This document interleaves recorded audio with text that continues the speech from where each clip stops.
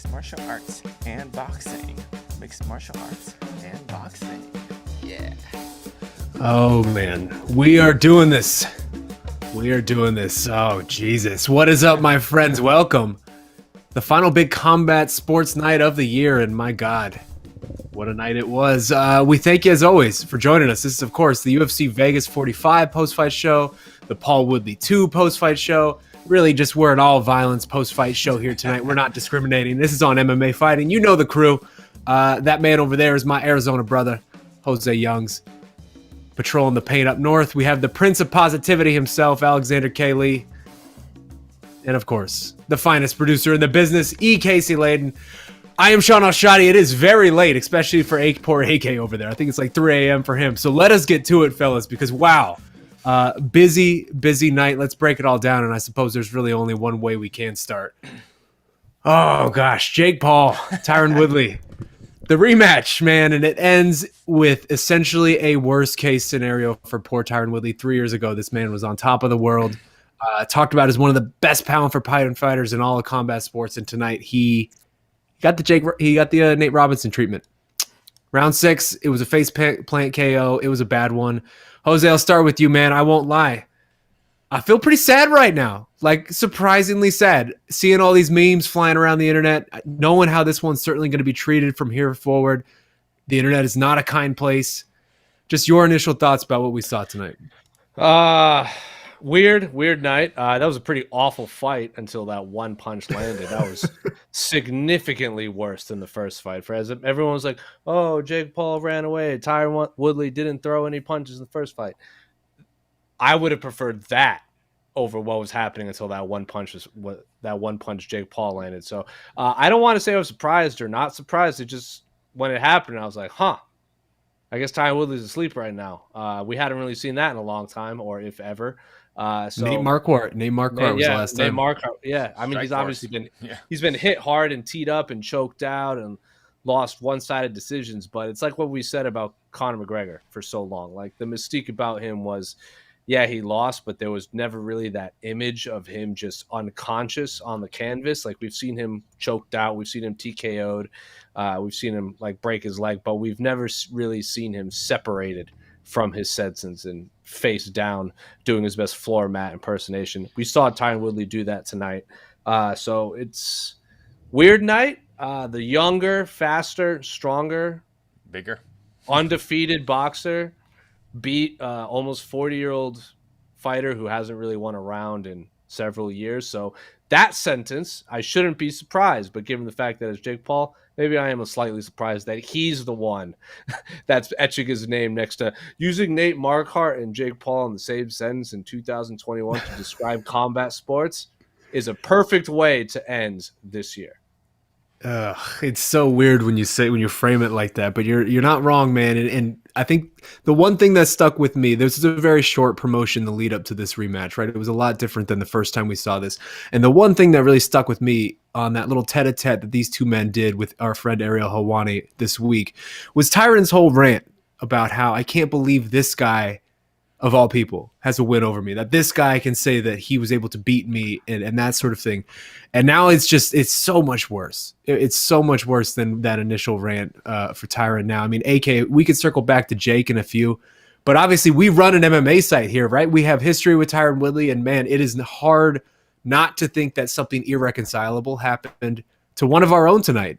AK, for you, did this whole series, and in particular just tonight, change Tyron Woodley's legacy forever in your eyes? So that's a complicated question. So for me, I don't think it should change his legacy that much in the eyes of MMA fans. I think obviously we know in his prime he was one of the best welterweights. This doesn't change those outcomes. This doesn't erase his knockout of Robbie Lawler. It doesn't erase his 2-fight series with Wonder Boy, his domination of Darren Till, and whatever other Woodley highlights you want to cherish and hold on to. It doesn't change those things. What sucks is there's a whole audience of combat sports fans who, are just hearing about Woodley, for the first time because they're Jake Paul fans or they're, casual boxing fans. Or they've only, know the Woodley, sort of this latter stage Woodley, even the guy that was, in the UFC recently and was losing fights in the UFC. And that's the scary part for him, is that amongst the greater population, he is the former UFC champion who got knocked out by a YouTuber.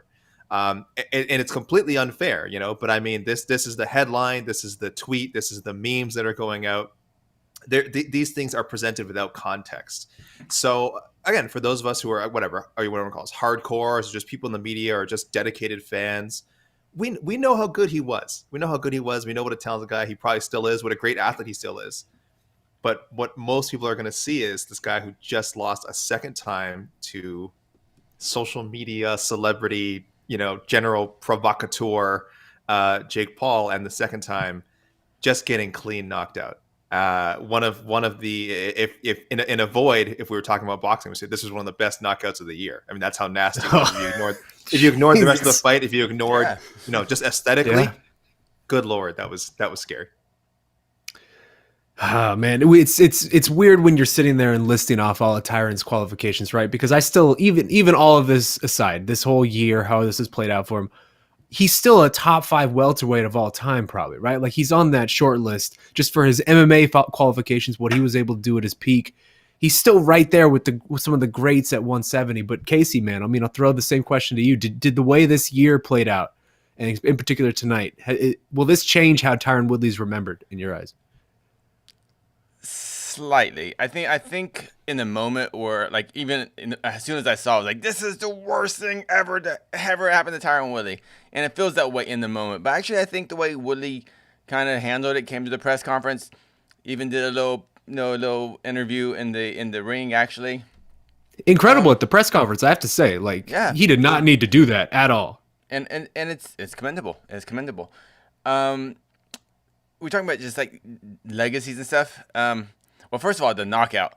I don't know how we calculate this, but do you think in the next week or so, this will be the most watched knockout of the entire year in all combat sports across all the internets? Without question. Without question. Yeah. Okay.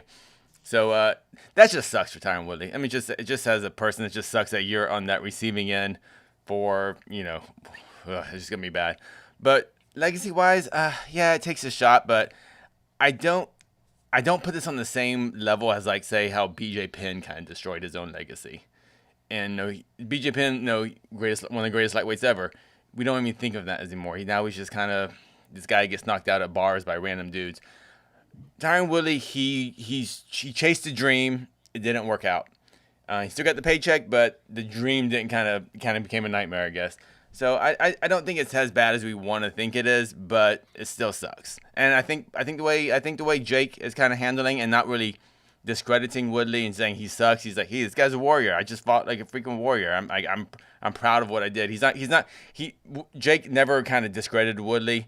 If anything, he kind of raised the stock, and that's just him being a really good promoter and a really smart prize fighter. And Woodley handled it well, and everyone's gonna make fun of him. We're gonna see the mean memes, but he's got that cash to cry in, so he's good. Sure, and hopefully it's a lot of cash. Yeah. If we're being honest, right? These last 2 fights since August, I hope Tyron made enough money to just live well for the rest of his life. You know what? Mama Woodley seemed okay with the knockout, so I'm okay with the knockout. Yeah, I mean, Jose, she's one of combat sports' like great class acts, right? If Mama Woodley was fine with it, then I think no surprise. Yeah. Jose, you alluded to this when you sort of talking at the beginning of, and it was a really bad fight, right? Like that hand low key might have just saved this whole circus that is Jake Paul, because that was a bad fight before Jake landed that shot. You even had commentators and the referee just weren't able to mask and hide their disgust. I think that referee said, "Come on, y'all," at least 4 different times, just like audibly loud for us to hear on that broadcast. Just quick straw poll between all you guys. Should this be the last time we see Tyron Woodley fight in general? Like, is this the last time you want to see Tyron Woodley do anything in this sort of context? No, whatever he wants, I'm fine with. No, but do you want to see him? Not what he wants. I know what I said. I don't care if Tyron Woodley fights again or not. If he wants to fight, cool. If he doesn't, cool. Like, I'm going to cover his fight regardless. I take that as a no. I take that as a no. Yeah, I want to see Tyron Woodley fight. I want to see him fight again. Obviously, I love to see him fight an MMA guy in boxing. I like those type of matches and stuff. I want to see him in MMA. I don't really want to see him in MMA. I want to see him pursue his dream. I feel like we've invested so much time. We know Tyron even better now. Yeah, I don't mind. Now, is he gonna get this big payday? Is he gonna main event pay-per-view? No, but we'll see. Him and Dan Hardy's always out there, right? Yeah. That would probably be palatable. But I honestly, I'm done, man. I'm done watching. I was probably done watching Woodley fight before the Luque loss. I was just after I think Covington was the one that really broke me. That I was really like, he really just can't. It's such a cliche to say it over and over again. Can't pull the trigger or whatever it is, but that's only one aspect of kind of is what is making his fight so brutal to watch. He'll be 40 in April, I think. And that's a hard 40. That's a hard 40 with a career in wrestling, a career in, of course, MMA. Now 2 kind of ugly boxing fights and 1 vicious knockout.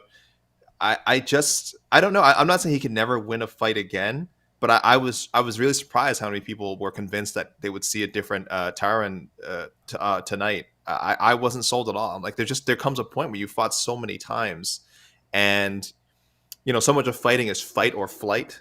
And balancing that, and I think his flight has so far overcome his fight instinct. You're just not going to see him put on entertaining or like aggressive fights, I think, ever again. And look, if he hears this becomes a soundbite and this motivates him, fantastic. I doubt it. I doubt he would even care what I thought, and 2, I just don't think that that's in him anymore. I think you can tell yourself you're going to fight a certain way, and then once you step in that ring or step in that cage, it's a whole different beast. It just becomes this other thing. And I'm just speaking as an observer, but I really am not interested in seeing Tyron Woodley fight anymore. Last few things here, because then we'll move on to UFC, because I want to move on from this very depressing topic, if I'm being honest. Why are we depressed about it? Are we depressed I'm bummed to see, I wouldn't say Tyron's a legend in MMA, but someone who is so decorated in MMA become a punching bag and in like a joke to, I think, a lot of people out in the wider world who maybe weren't aware of him before this. That's what I'm bummed about, ultimately, I think. Because we've seen this guy do great things, like we saw the good times for him and the rest of the world's just seeing the bad. But Jose, I want to just quickly throw it to you, because we saw it all week and we saw it even again tonight, the Nate Diaz part of all of this. Jorge Masvidal too, even if you want to throw him in there, but it is no coincidence that Chris Avila was on this card. And it worked, right? Like this whole strategy. It got Nate in the building. You're getting Nate Diaz quotes this week. And on the same night where we saw Dana White say at UFC Vegas 45, the post-fight press conference, that Diaz-Poirier may actually happen. That might be on the table now. We all know Nate's contract status, 1 fight left on his deal. It feels as if Jake Paul and Nate Diaz, these 2 guys are circling each other in a way that is very obvious. I just ask you, is this going to happen in 2022? And should it? It'll 100% happen in 2022. Should it? I mean, they're both going to make a lot of money, so why not? Nate Diaz is going to lose to Dustin Poirier probably in 2022, and then he's free, and then he can do whatever he wants. He's probably going to box both of the Paul brothers, if I'm being honest, and then he can go do a trilogy fight against Conor McGregor outside of the UFC and make all of the money. So good for you, Nate Diaz. Make a whole bunch of money fist fighting a bunch of people that a bunch of people want to see you fist fight. So yeah, 100% and 100% if we're talking about prize fighting. 100%. I mean, last thing on this, then we'll move on. But AK Casey, both of you, odds for Diaz Paul in 2022. Do you see this happening? And who do you favor in that fight, if you're being real? Well, I liked what Casey tweeted, had a tweet earlier saying he was really already kind of thinking about Paul and McGregor. Now, because of McGregor's injury, that probably makes it less likely to happen than Diaz and Paul. Also, like we said, there's a lot of Paul Diaz talk. It's sort of the more immediate matchup. But really, also, I'm just going to come out and UFC will never let that happen. Like they would never ever go for that. Why not? Well, we just said because McGregor's not going to be a free agent anytime ever. But we just said they're not going to do it. We just said the McGregor Diaz trilogy outside of someday outside of the UFC. Same thing. I think at some point he'll be, if he becomes a free man, that Jake Paul McGregor fight is going to happen. Now in 2022, like I said, probably not. Again, health stuff for McGregor and whatever other crap he wants to do in the UFC before that's done. But somewhere down the road that's happening. But I'll agree with Jose. I think in 2022. Yeah, do we see that Diaz fight happen with Jake Paul? I would not bet against it. I think the odds are favorable at this point. Casey? I actually doubt it. I know we're poo-pooing the idea, but I mean, it was a co-promotion between Showtime, Mayweather, and Zuffa for the Mayweather Conor fight. And I'm talking about Conor under UFC contract fighting Jake Paul.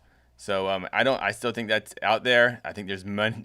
There's so much money to be made, and when's Jake Paul's going to take? It's not going to happen. I think for a few reasons. It's not going to happen anytime soon because Dana White actually respects Floyd Mayweather as a businessman and a boxer. There it is. Definitely doesn't respect Jake Paul. And second of all, Hold on. See, Casey and I were talking about this before. Casey and I were talking this before. We think he does. We think he does. Time out. And second of all, Conor is not going to fight Jake Paul under a UFC contract. He's going to fight him when he's out of the UFC and make all of the money. That's going to be the biggest thing. Like whether we disagree or agree or not on Dana White respecting Jake or not, Conor isn't going to take that fight until he's out.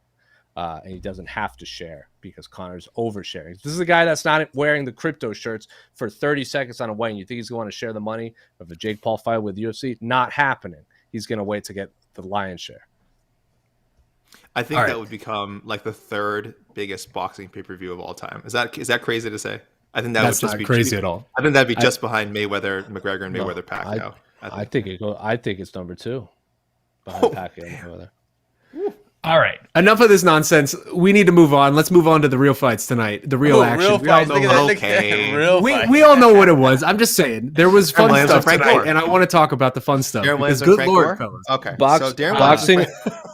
Boxing is irrelevant unless it's 12 rounds. That's my opinion. Next. Take that, take that, Serrano. Take that. Oh, that's a different story. But fellas, the Apex was alive tonight. The UFC Vegas 45 was on one tonight because that was a hell of a card. We were talking about it going into it on the preview show. It looked like, one of those decent cards where you're going to get some fun fights, but 10 finishes on a 13 fight card. It tied the third most finishes on a card in modern UFC history. And then in the main event, a different kind of history was made because you had Derrick Lewis, the man who seemingly can't get any respect no matter how long he's been doing this, the man who's been the underdog in 8 of his last 10 fights and was somehow the underdog again coming into this fight against a newcomer who had 4 UFC fights. Derrick Lewis did it again, guys. He did it again. Swinging and banging. H-Town on that hoe. First round gets it done. H-Town. I'm just saying. Dare I say it, the future Hall of Famer is now the UFC's all-time KO king. He moves into first place all-time with 13 knockouts. Jose, go to you first. Initial takeaways from what we saw tonight from the Black Beast. Doing it again, man. I mean, Derrick Lewis, outside of Francis Ngannou, probably has the most horrifying punch I've ever seen in the history of the UFC. I mean, because his they're also just so different. Because with Francis, they're kind of looping and they just look violent, like people's heads snap back and they kind of just fly. Like you punch some. When Francis punched you, you kind of leave your feet, like a la Andre Arlovsky or Jairzinho. Derrick Lewis needs he could fight in a phone booth and he can generate power in like 1 inch and then all of a sudden you're dead. So Derrick Lewis fights are like, I don't know what I'm watching half the time because I always feel like a bunch of his knockouts too are when his back is to the camera and he's like punching against the fence, or his opponent is shooting in for a takedown, or something crazy is happening, and then all of a sudden it's your opponent is asleep, is doing a Tyron Woodley impression in the middle of an octagon. So it's such a weird thing watching Derrick Lewis fight because, like you said, he's an underdog all of the time, and he's almost always losing his fights until he touches you. So that was the definition of Derrick Lewis fight. Chris Dawkins didn't look bad at all until he got punched in the face, and then all of a sudden he started to lose consciousness. So yeah, good for Chris Dawkins, because that first flurry, Chris Dawkins survived like the first flurry. And I was like, how many people have we seen survive the Derrick Lewis flurry? Like, I can't think of many. Saying. I was like, God damn, this is going to be a fight. And then Derrick Lewis just sprinted at him and punched him a whole bunch more times. And then Chris Dawkins was unconscious. So crazy fight, awesome fight. Chris Dawkins looked like he belonged in that top 10 at heavyweight. And he just got punched by Derrick Lewis, which happens to the worst of you. I mean, he looked like he belonged for 3 minutes, and then all of a sudden he didn't, right? AK, I said on the preview show that I was a bit baffled by this whole thing. At Lewis being the underdog in this fight, it seemed like you look back on his resume, and it's a long one.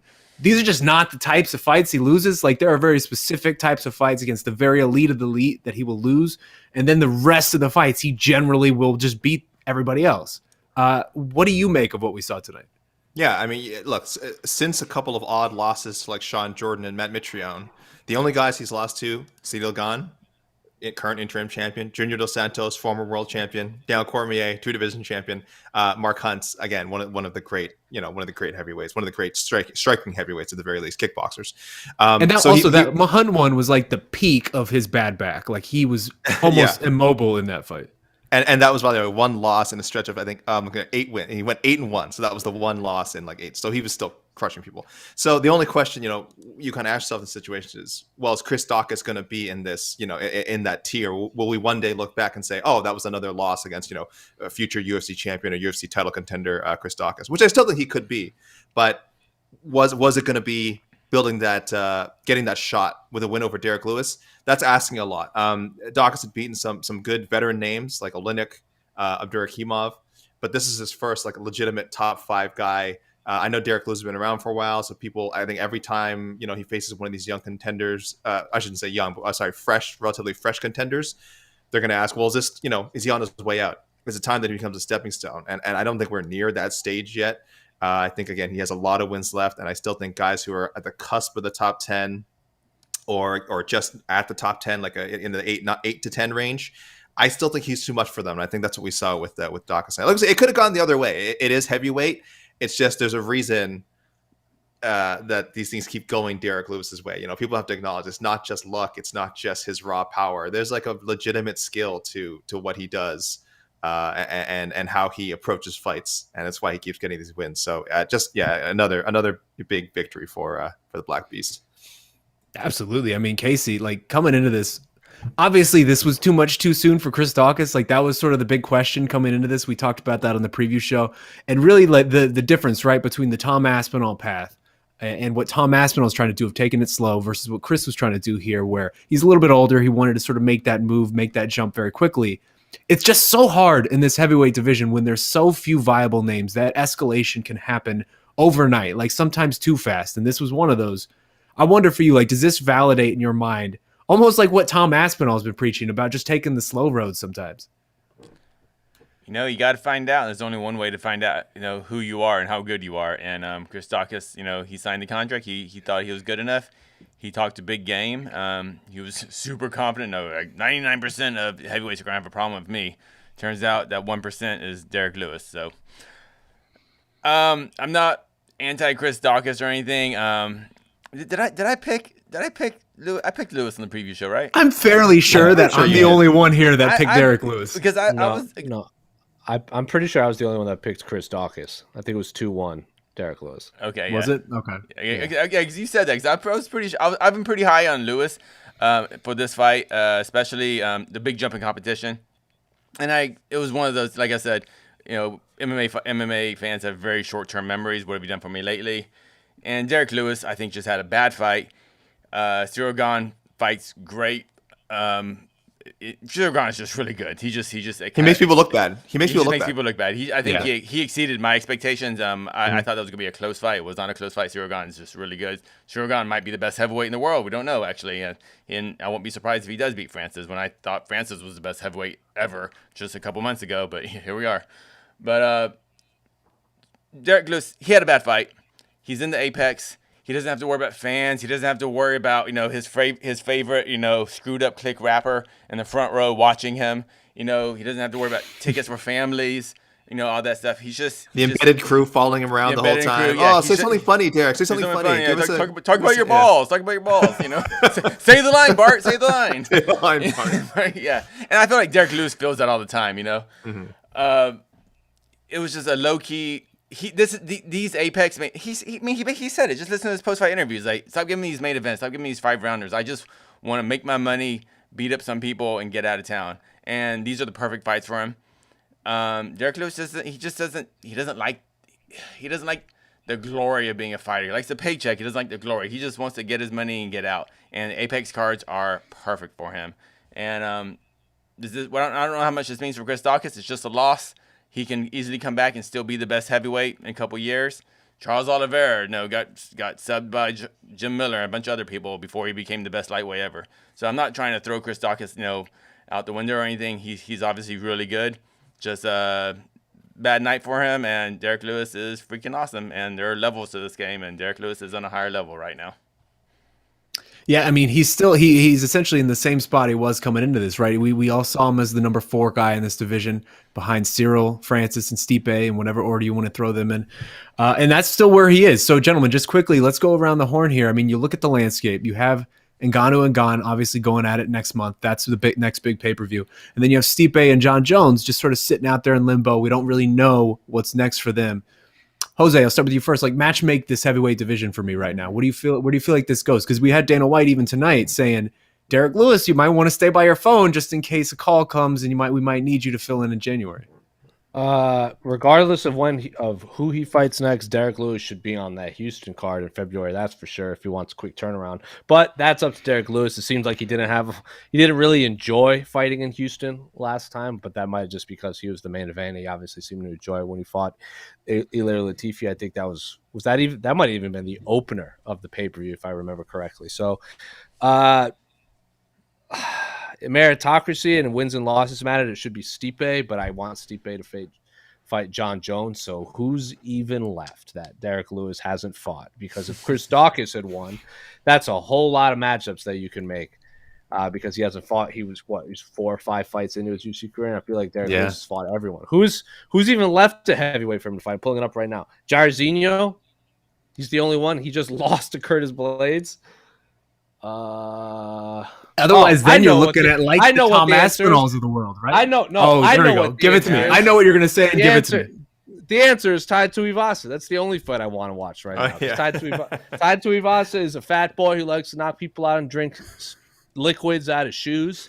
And Derrick Lewis is a big fat boy who likes to knock people out and throws a cup into the audience. They are both just soundbite machines, and you're going to have a good time at that press conference. They'll have a fun time. They'll have a silly goose time, fist fighting for our entertainment. So I don't give a F. I don't give a fudge, to quote the great Belal Muhammad. I don't give a fudge about rankings. Inject Tai Tuivasa versus Derrick Lewis into my veins. I know all these people on my Twitter when I tweeted that were like, oh no, it should be the Volkov rematch. No, F that. Fat boy Tai Tuivasa versus fat boy Derrick Lewis. I'm about it. Sticking inside a small apex, even better. Sign me up. The Volkov rematch sounds horrible. That's just that's one of those special ones where it's like we saw something really cool happen. Like, we don't need to redo it. It's because MMA fans on Twitter, MMA Twitter is just a bunch of people that say, I like the color purple. They'll be like, you're stupid. You're wrong. Red's the best. I'm like, whatever, bro. But I don't they just want to argue for no reason. But the answer is tied to Ivasa. Anyone that wants to see the Volkov rematch, go suck an egg. Jeez. Okay. Purple's the best color. Tai Tuivasa is purple. I just have to. I'm not certain, but I was watching this post-fight press conference, and someone mentioned that the gentleman who caught the cup, you were talking about shoeies, that he tried to then do a shoey out of the cup. I don't know if this is true, but I really badly kind of want it to be true while also really not wanting it to be true. I don't know if anybody has inside info here, but please let a brother know if this guy tried to do the shoey out of this cup. That's rough. AK, what do you do next with Derrick Lewis? I don't hate the Volkov rematch. It wouldn't be my first choice, but I do think you can go outside the top 10. Like that's a rankings fight. That's sort of the first fight was again Volkov was winning, and then give him his chance at redemption. He did get knocked out late in that fight. Fine. So that there's a storyline there. It's a very fight night worthy either headliner or co-main. So I get it. And rankings wise, they're close. Jairzinho, another good option, but I don't mind going outside the box as Jose suggested with Tai Tuivasa, or even. I don't know. I feel like maybe just because this would be kind of a feel-good fight, though I know because Derrick Lewis would be probably pretty heavily favored. This is why people wouldn't want it. But Walt Harris, I don't know. I feel like Walt Harris. I feel like that'd be a good, fun fight. Oh my God. Again, Walt Harris on three-fight losing streak, and now why do you hate Walt Harris? I don't hate Walt Harris. It could sounds be. Like you do. It sounds like you do. Listen, I don't think there's an. I know we keep trying to find an easy feel-good fight for Walt Harris. I don't know if there is one in the UFC, if we're being honest. I don't know if there's someone you can just queue up There are Harry plenty Huntsucker? of bad heavyweights. I can go. Don't say anything bad about Harry Hunt. I sense Harry Huntsucker slander coming, and I won't hear it. I won't hear it, Casey. Though maybe that actually probably would be a really good match. That's who Wyatt Harris should be fighting, but that's enough about Wyatt Harris. Harry Huntsucker. God bless him. But no, I don't hate the Volkov matchup as much as Jose does. But I think that the Ty matchup is very realistic. I think he's going to enter the MMA Fighting Global Rankings, I believe. We won't know yet for a few weeks, but I do think he'll take Augusto Sakai's spot. Sakai was 12th, so either someone else is going to hop in there, or I think Tai Tuivasa might crack it. So hey, if they're both in the top 15 of the most prestigious rankings in all of MMA, I don't think there's anything wrong with that.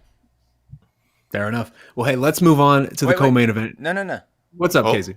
Derrick Lewis versus my personal preference. I want to see Derrick Lewis versus John Jones. We ain't going to see that. So I want to see Derrick Lewis. I want to see, but I want to see it. I really want to see it. But I want to see Derrick Lewis versus Stipe, because Stipe ain't going to get that title shot. And it's a fresh fight. And if Stipe really is one of the greatest heavyweights of all time, which I kind of don't believe he is, even though the statistics, the numbers say he is, Stipe should beat Derrick Lewis, and that's why I want to see that fight. I actually think I like that fight. That's a good thing. That's a good thing. Derrick Lewis beats up cops. Now he's gonna beat up a fireman. That's the gimmick. Beating up first responders. Are you a paramedic? You're next. Yep. Oh my god. I actually think I might like the Stipe fight the best out of all three of these. Yeah, I love this fight. That's pretty because good. Stipe is holding out right now, and I just don't think John Jones is going to come back for anything other than a heavyweight title fight. Like I don't think he's going to fight, a Derrick or a Stipe, whatever. Yeah. Anyway, let's move on. Co-main event, fellas, because another upset in this one, and a fairly big upset at this one that none of us called. And I think if we're being honest, I think an upset that none of us even really expected. You had Belal Muhammad going out there and just dominating Stephen Thompson, putting the wood to him, pillar to post. It was never close. Fight was never in doubt. You had 30-25s on the board, 30-26s, just total domination. You had 7 takedowns to 0, nearly 12 minutes of controlled time in a 15-minute fight. Wow, man. Like, Belal Muhammad has been waiting for his big breakout moment, and I think we finally just saw it. Jose, what do you make of what is easily the biggest win of this guy's career?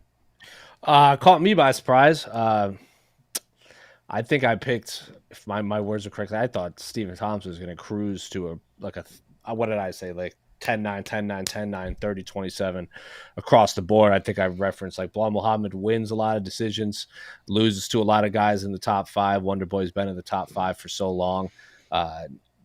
Feel like 3-round fights going into decision in a fight that Stephen Thompson is involved in.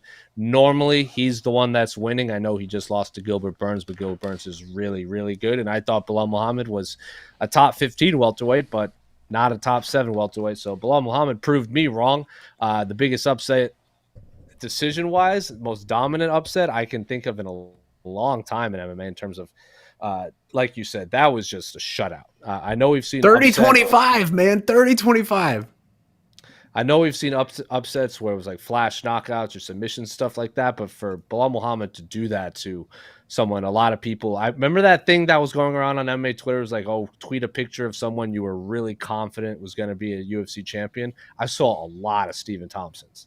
A lot of people thought he was going to be Tyron Woodley back at UFC 205 and UFC 209. So good on Belal Muhammad. Now he's this new guy that every single press conference he's going to be at, he's going to be like, so you're an analyst and a fighter. When are you going to think of hanging it up if you don't get a title shot? Which is just, I feel like every time Anthony Smith does a press conference, it's the first question he gets asked. Now you can add Belal Muhammad in. But he's not going to get a title shot, but clearly a top 7, top 5 welterweight in the world right now. AK, I mean, I think this one just surprised a lot of people in general. And if we're being honest, this is now 2 in a row for Wonder Boy. Like, and in particular, the way it went, right? This very takedown heavy game plan. For you, is this win more about Belal finally taking that long awaited next step, or is this what's going on, or is it more about what's going wrong for Wonder Boy right now at this stage of his career for you? Definitely a bit of both. I'll praise Belal first because again, it takes a lot to be that adaptable. I think we view him as almost one of those, again, high volume striker. He wins fights based on cardio and just kind of out toughing people. And I'm sure he's a fine grappler. I just don't think it's something he's ever used to just really dominate a fight before. And on paper, I mean, that certainly seemed like an option as what you would want to do against Wonder Boy, one of the trickiest strikers, in MMA.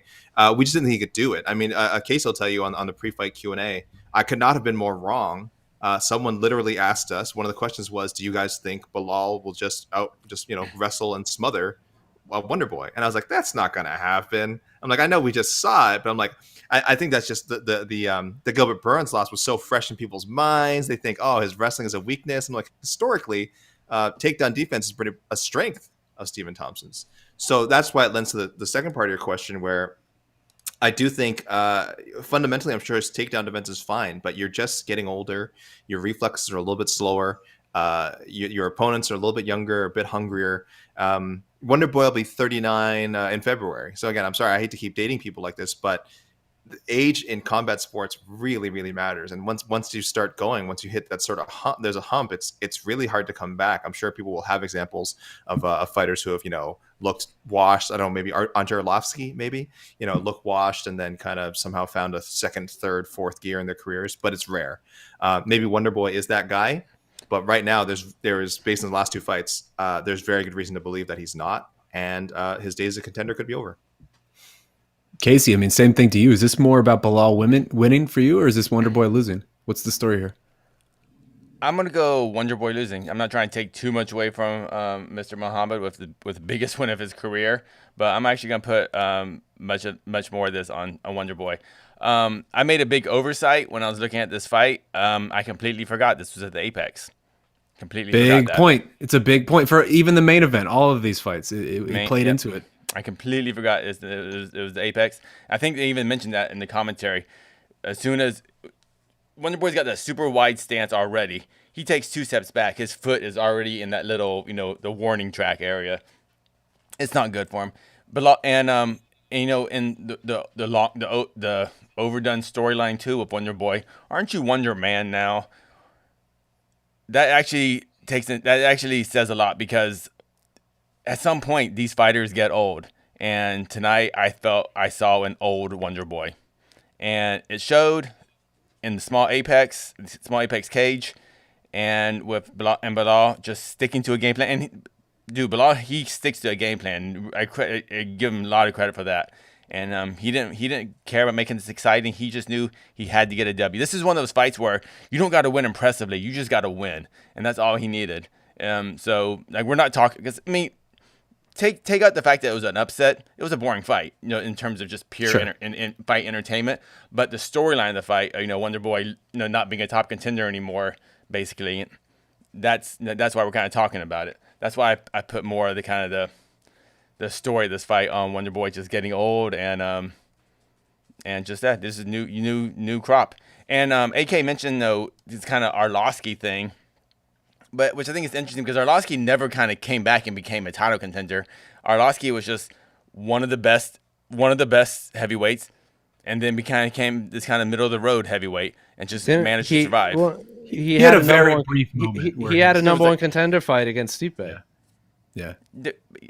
Okay, he hit that, but did we ever think that Arlovsky, when he came back to the UFC, was going to be a UFC champion? Was there any of that did you ever feel that? No. That's what I mean. Maybe Wonder Boy, if he can stick around, and if he's okay with this. This is a big thing for fighters and for fans too. And I wish more fighters and fans were okay with this. Wonder Boy used to be one of the best. It's okay if he becomes just a top 15 guy, he becomes a gatekeeper. I'm okay with that, as long as he's happy with that. And, he's content, with the damage it does to his body, just living that life, like Arlovsky does. Arlovsky makes a great living being a top 20. He's kind of this very end of the line gatekeeper. If Wonder Boy, he's the gatekeeper to the top 15. Yeah, yeah. Maybe Wonder Boy would be that pretty soon, like gatekeeper to the top 10. And now Belal, he's a top 10 fighter. So, Wonder Boy got old tonight. Small cage wasn't good for him. And I don't see Wonder Boy coming back and with any sort of title run. That's a shame. It sucks for him. Like Jose said, he's one of those guys we thought at some point, even after the Woodley losses, that he would get one more crack at it, but just didn't happen for him. He had the opportunity. He lost to Burns, even losing tonight. Like there were roads to get to that title fight. It's just he didn't win those fights, and here we are. Yeah, it certainly does feel as if tonight's that last nail in the coffin for what could have been with Usman Wonderboy, just that really interesting stylistic it was matchup. right there. It was right. It was kind of. It wasn't right there, but it's been right. It's been sort of right there so for a close, while, yeah. and it's timing. This game's all about timing, and unfortunately, we never got to that. I think it would have been a very interesting fight for Usman just stylistically, but it is what it is now. And Jose, very quickly, I mean, this is now 7 fights in a row, unbeaten for Belal Muhammad. And this one puts him in fairly elite company. Like, say what you will about Wonderboy, but he was still up there in those rankings. What do you think now? What do you do with Belal Muhammad now? I know he wanted Leon Edwards, and I wouldn't be opposed if they made that fight solely because of how that first fight ended. But Leon Edwards also head kicks Belal Muhammad really hard before he stabbed him in the eye. So it wasn't that competitive for the 60 seconds it was, but yeah, that's only 60 seconds. So take that for what you will. But I don't know if he wants rematches. I wouldn't say no to a Vicente Luque rematch. That was so long ago, as so many people pointed out. That was UFC 205, the first MSG card. Because I tweeted like, oh, how come no one's calling out Vicente Luque? And they're like, oh, they already fought. And then there's this big argument about how that was so long ago. Fine. Run it back then. If they're both at these new part, like Leon Edwards saying he's a new fighter, he wants a shot at Kamaru Usman. Stick Belal Muhammad and Vicente Luque on the same card as backup fighters, because that's 2 rematches at welterweight. All 4 fighters involved in those 2 fights are completely different from where they were so many years ago. So if I'm the UFC matchmaker, stick the 2 nice guys in Belal Muhammad and Vicente Luque against each other on the same card as when Kamaru Usman and Leon Edwards fight. I don't mind that fight, but I would say I don't know why Luque would take it, right? Because that sort of just leaves him in the same place that he is right now. He sort of needs that one last elevation in terms of opponent. I do really like the Edwards Belal rematch. That would be really fun, and I think it sort of works right now. But it does feel like Edwards is maybe that next fight for Usman. What do you think, AK? What do you do? What do you do next with Belal? What do you do with Wonderboy? How does this play out? I saw people calling for a Sean Brady fight, which I don't mind at all. I know it's kind of weird because Muhammad has so many more UFC fights than him, but Brady kind of jumped over him with the Chiesa win, depending who you ask. In our rankings, I think Brady is way ahead. Sorry, in our rankings, Brady is 8th. Muhammad is 13th. Of course, this includes Bellator and other organizations. But so he's way ahead of Muhammad in our rankings. He is ahead in the UFC's official rankings as well. Where are you going to put Muhammad, though? Because this is the rankings before the Thompson fight. This is true. Well, that's the thing. It kind of goes with what Shaheen was saying. How much do you bump up Belal? How much do you drop down Wonderboy? So it's tough. Again, I wouldn't drop down Wonderboy too far. He still has some pretty high quality wins. He beat Luque, the guy that we just mentioned a bunch of times. So yeah, it's going to be tricky. It's definitely going to mess with the MMA math a little bit, I think. We're going to, you can't just rely on, well, this guy beat this guy, this guy beat this guy. It's going to be a bit tricky in that regard. So, but yeah, I either way, I don't mind the Sean Brady matchup. His name has a bit more buzz. It's not really fair. Again, Muhammad is more accomplished than him technically in the UFC, but I don't know. I think he'd say no to it. I think he probably thinks he can beat Sean Brady. I think he'd like the idea of handing him his first loss. And frankly, I don't know what other matchup he can get right now that's going to push him closer to a title shot. Because you just know, I think the UFC likes Belal Muhammad. They don't love him. I don't think they love him. His fighting style, not super fan friendly. And I think he's got a great quirky personality, but not the kind of personality that's an easy sell for the UFC promo team. Also, one name that I'm actually a little surprised hasn't been mentioned, Khamzat Chimaev. Belal now has the ranking where you can sort of, if Khamzat wins that fight, he jumps all the way up to that ranking, right? Casey, where do you go with this?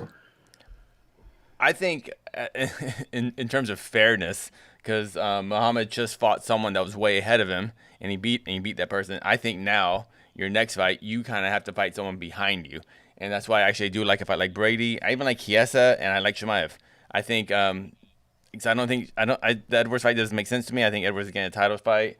None of the other Luque, I just don't think Luque should take that fight, honestly. I mean, Luque can take it. I totally agree with you. There's just no reason to. I think he can just wait around for a better fight, and that fight literally does nothing for him other than be risky. So I think, yeah, for Muhammad, he's not going to get that title shot next, and I think he should fight someone close behind him. Brady, even Chiesa, that was a super close fight, and the Chimaev fight is right there too. All right, so there's still so much left to hit tonight. So I want to get to some fan questions in a second, but just first, quick straw poll. Who among us scored Angela Hill versus Amanda Lemos for Angela Hill? Because I absolutely did. Angela Hill won that fight. Oh, I wasn't watching the fight closely enough. I can't say. I didn't score that one. Yeah, Casey, Angela Hill won that fight. Angela Hill won that fight. It was a great. First of all, I'm 30-27 might be one of the worst scored cards of the year. I do not understand how you can give the second round away to that card. Was crazy. Yeah, that card. That's just rounds 1 and 2 were so easy to score. Obviously, is round 3 that seems to be kind of the swing round, the tougher round to score. And I understand why some people thought Lemos won the round 3. I was pretty even with the spinning elbow not being technically a knockdown, more of a knockover. Because it kind of hit her shoulder, but even then, I still thought Angela Hill was the better fighter in the round 3, and I thought she won a fight. I thought she was gonna get her ass kicked. Honestly, Lemos was the biggest favorite in the card. I didn't know that she was the biggest favorite in the card, and man, what a cursed fighter Angela Hill is. Dude, it's crazy at this point. Over 4 and split decisions. Casey, did I not say this was the upset to watch out for, though? I actually thought, like, again, I wasn't going to watch the fight super closely, but every time I looked over, I'm like, Angela Hill's doing pretty good, especially since most people, including myself, I would say I talked out of both sides of my mouth here because I did predict a first round win for Lemos. But on our Q&A, I did say if you were a gambling man and you were going to bet on an upset, that's the one to do it. And we saw why. Like, we definitely saw in the fight why that was the case. Yeah, and when we talked to Angela Hill, I was like, "You're crazy, lady," and she was real confident. She's like, "No, I see holes in this woman's game, and she ain't ready for me." And she was partially right. But yeah, it was a bummer. But at least Dana White in the post press conference acknowledged that he thought Hill won the fight. So that means it's just crazy at this point. It just sucks. It's just incredible bad luck. I don't know what it is about her fighting style that judges don't like, that they almost like, but there's one judge that just nah. She's the queen of the bad beat. Like, this is now 4 split decision losses in a row, or not in a row, but just in general for her UFC career. 4. They can easily go another way. All of those. Courtney Casey, Claudia Gadelha, Michelle Waterston, and tonight, I thought Angela won all of them. And her UFC record and her run and where she would be in this division is so different. If even half of those go the way they should have, it's just crazy. And I will say for the audience too, just to give them context, AK Jose, you guys were on the boxing beat tonight. You guys were assigned boxing, so there's a reason you weren't watching the fights. You were not being irresponsible. You were doing your job. Watching like 3 or 4 things at once. Yeah. So we're getting late into the night. I know AK at this point has to be almost. Sorry. I want to say falling asleep, exhausted. So let's get some fan questions. No, I'm jazzed up now. I wanted to say about the. Sorry, I will apologize again for not watching the fight closely. But MMADecisions.com, 11 media members logged on MMA Decisions. 10 for Hill. 10 had a 29-28 Hill. 10 out of 11. The lone one, our good pal Drake Riggs, who scored a 29-28 Lemos. Which again, I don't think it's like the most insane score, but it does show you. Media was pretty clear who they thought got this one. Robert. 30-27. 30-27 is crazy. I was bad. Doug Crosby. Man. All right, Casey, let's get some fan questions in here. All right. I'm throw some, for anyone watching, throw your comments up in the comment section. I'll look for them. But let me post the ones that we already got. And vote in the poll. I threw up a poll here for what was the most memorable moment of the night. And Jake Paul, Woodley, Williams, Gore, Lewis Dacus, or Muhammad Wonderboy.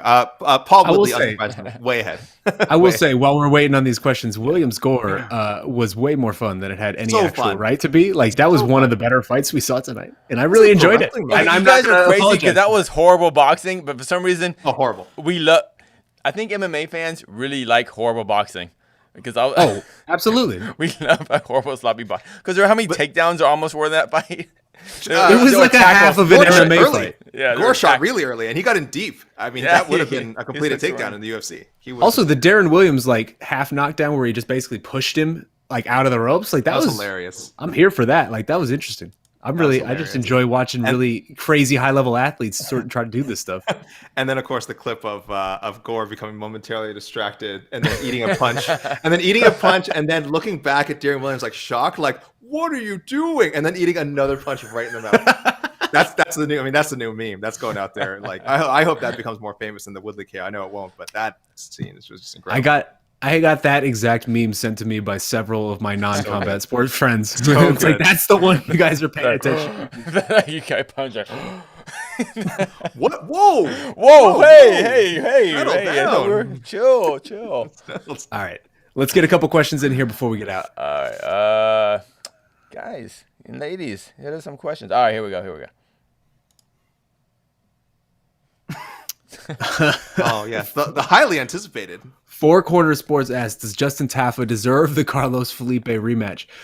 Justin Taffa coming in here, the only UFC heavyweight of all time to miss weight. And then, of course, he wins his fight with a quickness, very brutal knockout of Harry Hunsucker with that head kick in that first round. I don't even have an opinion on this, do you? Carlos Felipe should be fighting, what's his name? The fat guy that did the flip in MSG. What's Chris his name? Barnett. That's the fight to make because they both called each other out. They both want it. So as soon as both of them said, let's do it, I forgot about any other option for those two. So that's the fight to make. Can we bring back Roque Martinez just to fight Chris Barnett? Can we make this happen? I was so sad when they cut him. I'm like, no, this fight has to happen someday. I already put this question. Oh, sorry. Four Corner Sports is a regular contributor to onto the next one, so he's always bringing out some deep cuts. I'm like, I don't know who's wondering about this question, but apparently one person is. So thank you. I mean, Corner Sports. It's a total bummer for Taffa not to get the 50K. I don't know if he would have got it tonight because that head kick KO was so freaking cool because Mr. Hunsucker he blocked the dang kick. And he blocked the whole thing, yeah. The kick was blocked, and it was so hard. He still knocked himself out. That extra pound, he baby. was hurt before. It was that extra one pound. That extra pound. I mean, I know he was hurt before. But right. but even these are experienced fighters blocking kicks, and to get knocked out from a properly blocked head kick, that scares me. That scares me. Do we have a theory why he couldn't cut the extra pound? What's your theory?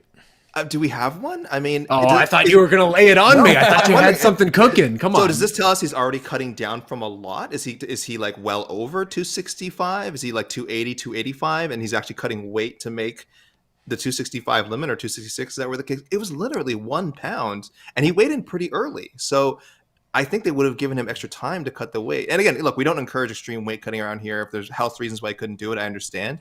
It's just very strange. It's very strange for a heavyweight to not be able to cut 1 pound, and again, very likely costing himself a $50,000. Oh yeah, and the fine. That a 1 pound over for a heavyweight. That's like a 125er coming in like 0.2 pounds over.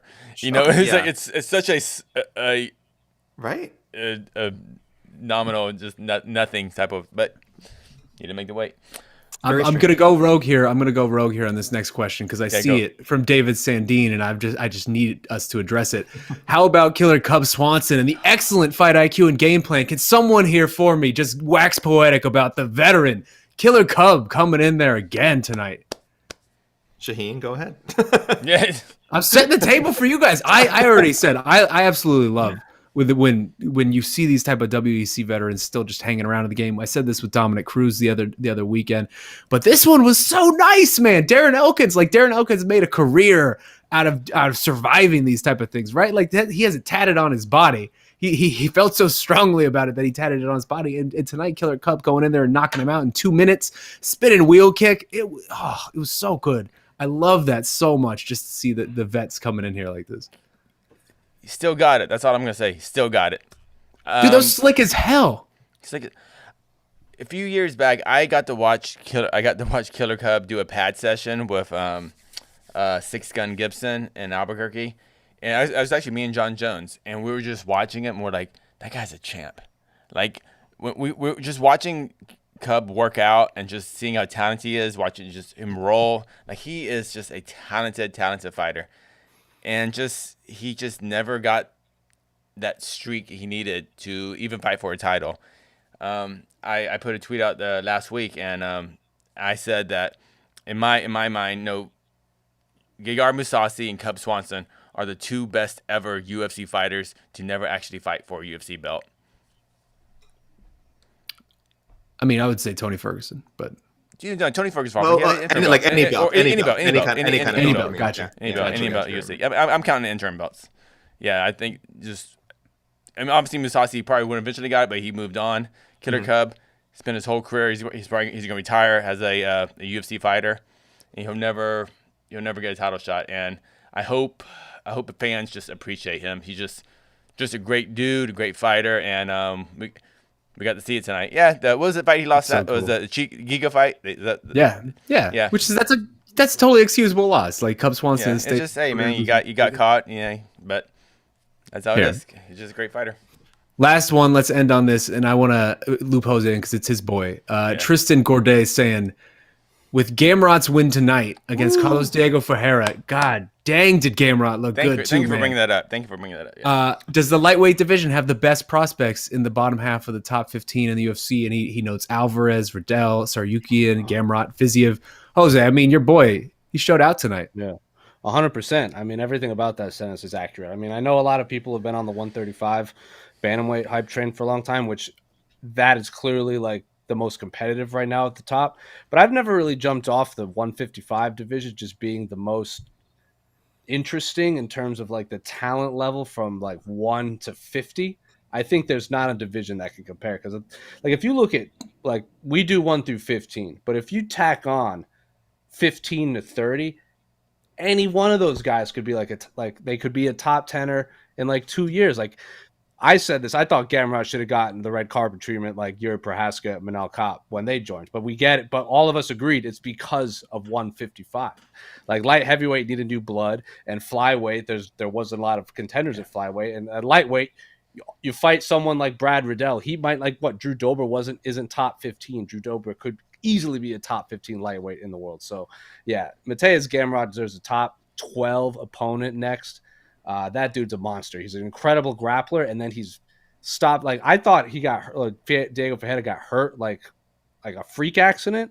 And then when all the replays, I know, and then all the replays, Gamrot like slided in this real sneaky knee like against the fence, just a thing of beauty, man. And I can't wait. I said I want to see him and Riddell fight. That depends on if Riddell can get back into the cage after getting that pretty brutally finished by Fiziev, because I think a lot of people want to see Gamrot and Gillespie, because that would just be kind of a fun like grappler versus wrestler type matchup. But I want Fiziev to fight Gillespie, and then Gamrot can fight Riddell. And the moral of the story is lightweight rules.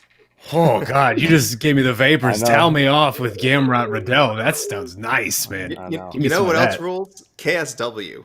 Where Gamrot came from. I'm actually glad this came out, because we do want to. I do want to shout out the one thing that there really wasn't space to talk about. There was KSW 65 today, and Gamrot, a former 2-division KSW champion, now joined by Roberto RoboCop Soldic, who took out the legend Mehmed Kaldov with just an insane left-hand bomb. So if anyone hasn't seen that, we have the highlight on MMAfighting.com. You can find the post, and of course, check out KSW's social media, wherever you want to see it. You got to see this punch. It was so nasty. It left Kaldov down for like, I think, a full 2 minutes afterwards. It was really scary. And Soldic now is the KSW middleweight champion, in addition to the welterweight champion, and probably sure to join Gamrot and other former KSW stars.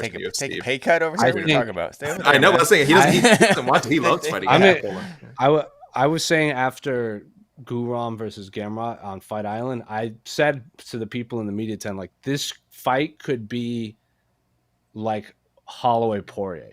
Like, they fought so young in their careers, and then like 7 years later, they're two of the best fighters of all time. Like Guram is a lightweight whose main training partner is Hamzat. Like, the dude is a monster. Oof. He was like on the beach. He was like lifting him up and like turn, like, you know that thing you see wrestlers do? They just lift the body up and turn him. He was doing that to Hamzat. A lightweight was doing that. And then after he won, he's like, well, I'm here, and I know Makhachev needs an opponent, so I guess I'll throw my name into the hat. Islam, if you want to fight, I'm here. I'll fight you in 4 days. I'm like, this dude is just beat Mateusz Gamrot and wants to fight Islam Makhachev on 5 days' notice. This dude is insane. Like, sign me up for, and like that. I hope they rematch in like 8 years with their two top 3 lightweights. I should say this about that fight too. I thought, like, I know everyone's gonna be like, Michael Chandler, Justin Gaethje, fight of the year. But me, on just a personal level, I freaking love this fight so much. I even tweeted. I said, this is scramble porn. Like the scrambles that they were doing, I was just getting sweaty. I was just like, oh my God, those scrambles. Like, whoa, it was beautiful. It's like, and that knee, it is too bad because the way Diego basically got hit really hard, there was no real way for him to collapse or anything. He was already on the ground, so he was like telling the ref, "Dude, I'm done." So I get why it looked weird, and the refs just couldn't. I mean, the commentators just couldn't tell from the camera angle. But great job by Paul Felder tonight on the commentary, calling out the racists in the crowd. So with the Belal Muhammad fight, just great. Just Paul. I know we were talking about Cruz and DC last week as far as color commentators and who we dislike most or whatever. Paul Felder, I changed my mind. He is the best color commentator in the UFC. He just did a great job, and he made a good job to recognize and tell the audience, no, that was not a freak injury. That wasn't a random shot. That was a planned knee to that kind of, I guess, floating rib. It's like that floating rib, yeah. Yeah, that was completely planned. He took him down to whatever he got his back take, and that was just beautiful performance by Gamrot. And poor Diego Ferreira. If you remember, the commentator said, his coaches couldn't make it tonight. Yes. They what did they say? They had other obligations or something. A previous engagement. So later on, a couple hours later, I'm watching the Paul Woodley pay-per-view, and look at Darren Williams' corner. I was like, oh, there's Diego Ferreira's cornerman. They're at the freaking boxing match. I was like, yes. I understand. Darren's a co-owner. I get it. He's a co-owner. It was just funny. That's a tough beat. It was just funny on the commentary. He had previous engagements. I'm like, was he in a wedding or something? Is he a best man? What's going on? It's like, no. Oh, I poor Carlos Diego Ferreira, because that knee to that floated rib looked like one of the most painful things we saw all night on a night full of painful things. But hey, y'all, this has been it. We've gone long here as we do, but 75%. 75% Paul Woodley, most memorable moments, unsurprisingly. Coming in a close second, Louis Stockus at 15%. So, I think, hey man, give the people what they want. This has been your Saturday night UFC Vegas 45, Paul Woodley 2 post-fight show, our final post-fight show of the year, and it has been amazing being back here with all you guys. I've enjoyed it so much. Huge thank you to all of you who tuned in, not only tonight, but just who made us a part of your 2021. Whether you're watching live, watching the replay, listening on the podcast network, whatever it is, we appreciate the support so much, and we have so much more good stuff to bring you in the new year in 2022. Also, keep an eye out. We might have a little end-of-year awards show coming too. Keep an eye out for that. In the meantime, that is it for us tonight. That man over there is José Youngs. We got Alexander K. Lee. We got the best producer in the business, EKC Leydon. I am Shaheen Al-Shatti. Happy holidays, y'all. What a joy it has been to be back here with you. Keep it locked to MMA Fighting, and we'll see you soon. Appreciate y'all. I'm going to go watch Spider-Man tomorrow morning. It's fantastic.